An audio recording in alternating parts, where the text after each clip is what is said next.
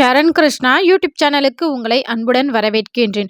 குலதெய்வ வழிபாடு செய்யும் போது கட்டாயம் இந்த 2 விஷயங்களை நம்ம செய்தே ஆக வேண்டும். அது என்ன விஷயங்கள், எப்படி செய்யணும் அப்படிங்கிறத பற்றி தான் இந்த வீடியோவில் தெளிவாக நம்ம பார்க்க போகிறோம்.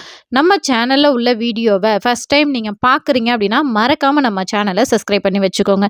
நம்ம சேனலில் தொடர்ந்து குலதெய்வ பதிவுகள், ஆன்மீக தகவல்கள் வந்து கொண்டே இருக்கும். வாங்க வீடியோக்குள்ளே போகலாம். நம்ம இந்த 2 விஷயங்கள குலதெய்வ கோவிலில் செய்யும்போது, நம்ம முன்னோர்களின் அனுக்கிரகமும், குலதெய்வத்தின் அனுக்கிரகமும் ஒரு சேர நமக்கு கிடைக்கும். மற்ற கோவில்களுக்கும், நம்ம குலதெய்வ கோவில்களுக்கும் மிகப்பெரிய வித்தியாசம் இருக்கு. அது என்ன அப்படின்னு பார்த்தீங்கன்னா, மற்ற கோவில்களுக்கு செல்லும்போது நம்ம ஒரு பக்தனாக 10ஓடு 11வது ஆளாக தான் நம்ம போய் நிக்கணும். ஆனா, நம்ம குலதெய்வ கோவில்ல நிக்கும்போது, நம்ம பரம்பரை வரிசையில நம்ம போய் நிக்கிறோம். உரிமையோட நம்ம போய் நிக்கிறோம்.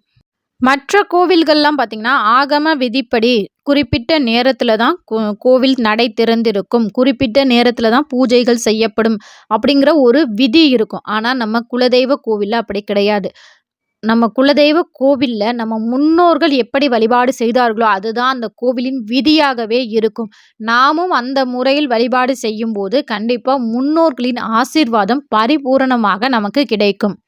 மற்ற கோவில்களுக்கு செல்லும்போது நம்மளால ஒரு அர்ச்சனை செய்யலாம், பூக்கள் வாங்கி குடுக்கலாம், விளக்கு ஏத்தலாம். அவ்வளவுதான் நம்மளால செய்ய முடியும். ஆனா, குலதெய்வ கோவில்ல நம்ம உரிமையா செய்யக்கூடிய இன்னொரு விஷயம் என்ன அப்படின்னு பார்த்தீங்கன்னா, குலதெய்வத்திற்கு நம் கையால் பொங்கல் வைத்து படையல் போடுறது.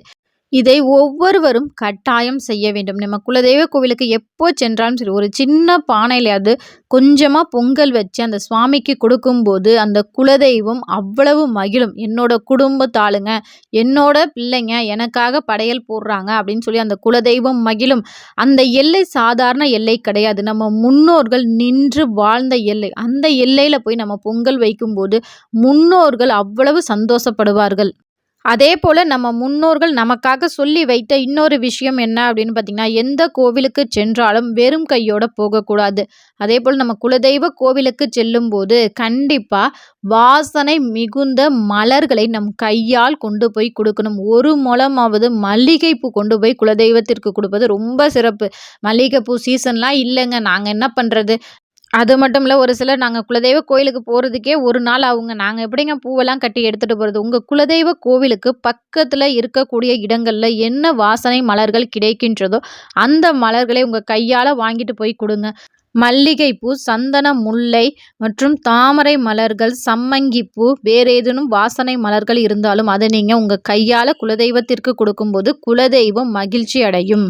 இது பெரிய பெரிய பணக்காரர்கள் பின்பற்றும் சூட்சம முறைகளில் இதுவும் ஒன்று. ஒரு முறை வாங்கி கொடுத்து பாருங்கள். அந்த இடத்தில் ஒரு மன நிறைவையும், உங்க குலதெய்வத்தின் சந்தோஷத்தையும் உங்களால உணர முடியும்.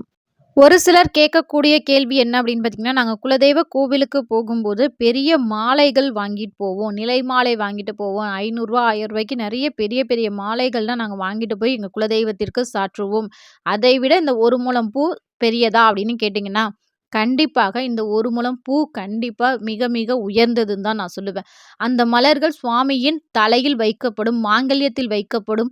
ஆனா, நீங்க மாலைகள் அணியும்போது, அந்த மாலைகள் சற்று நேரத்தில் எடுக்கப்பட்டு அடுத்தவர்களுக்கு பிரசாதமாக வழங்கப்படும். ஆனா, நம்ம குடுக்கக்கூடிய அந்த மலர்கள் அவ்வளவு சாமானியமாக எடுக்கப்படாது. அது தெய்வம் உகந்து வைத்துக்கொள்ளும். அதன் மூலம் குலதெய்வம் மகிழ்ச்சி அடையும்.